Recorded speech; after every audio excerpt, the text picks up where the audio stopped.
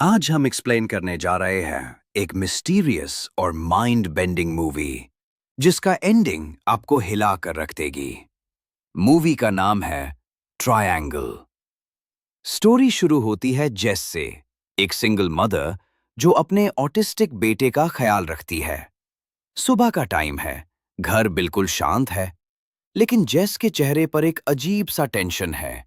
लगता है जैसे वो पूरी रात सोने पाई ही नहीं। जेस अपने फ्रेंड्स के साथ बोट ट्रिप पर जाने वाली होती है। वो घर से निकलती है, पर उसकी बॉडी लैंग्वेज से लगता है कि वो कुछ छुपा रही हो। बोट पर सब लोग एंजॉय कर रहे होते हैं, सब नॉर्मल, सब पीसफुल। फिर अचानक आसमान का रंग बदलने लगता है। एक ह्यूज वायलेंट स्टॉर्म उनकी बोट को हिट करता है। पानी की तेज लहर, हवा का शोर, लाइटनिंग के फ्लैशेस, बोट ऑलमोस्ट पलट जाती है। स्टॉर्म के बाद सब कुछ वहां तबाह पड़ा होता है। लोग परेशान, घबराए हुए। और तभी दूर से एक जायंट, पुरानी और डिस्टर्बिंगली साइलेंट शिप उनको नजर आती है। सब लोग हेल्प के लिए शिप पर चढ़ जाते हैं। शिप बिल्कुल खाली है। लंबी कॉरिडोर्स, पुरानी लाइट्स, एक अजीब सा चिलिंग साइलेंस।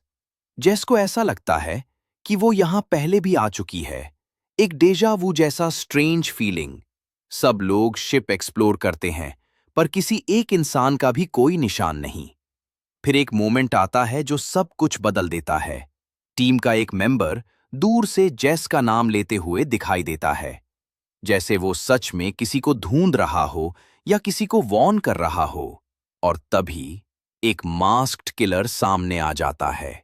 एक मिस्टीरियस फिगर जो सबको टारगेट करना शुरू कर देता है। सब घबरा जाते हैं, भाग दौड़ शुरू हो जाती है। जेस को एक अजीब सी चीज नोटिस होती है। किलर उनकी हर हरकत जैसे पहले से जानता हो।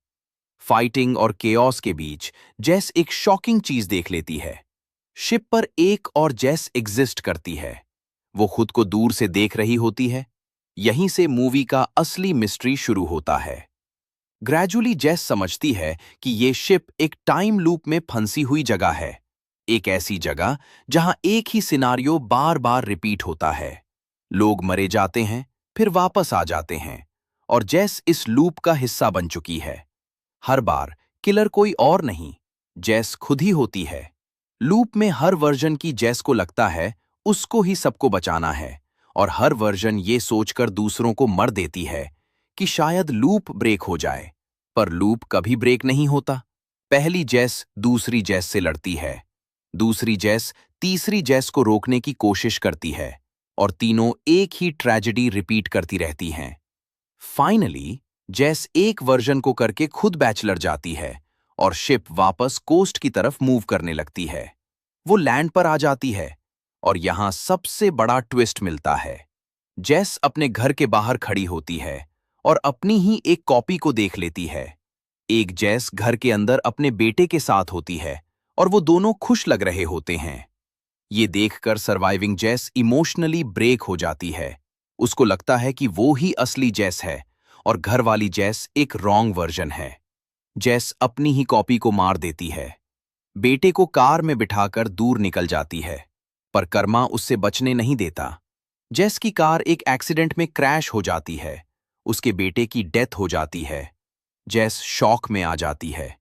एक्सीडेंट के बाद एक टैक्सी ड्राइवर जेस को ऑफर देता है, चलो मैं तुम्हें कहीं छोड़ देता हूं। जेस उस टैक्सी में बैठ जाती है।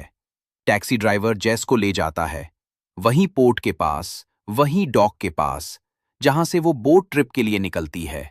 जेस टैक्सी से उतरती है, जहां उसके फ्रेंड्स उसका वेट कर रहे होते हैं। वो उनके साथ फिर से बोट पर चढ़ जाती है, और लूप फिर से रीस्टार्ट हो जाता है। मूवी यहीं एंड होती है, एक चिलिंग रियलाइजेशन के साथ कि जेस इस लूप में हमेशा के लिए फंसी हुई है। एक ऐसी पनिशमेंट जिसका कोई एंड नहीं। ट्रायंगल सिर्फ एक थ्रिलर नहीं, ये डेस्टिनी, गिल्ट और टाइम के अनब्रेकेबल साइकिल पर बेस्ड एक साइकोलॉजिकल नाइटमेयर है।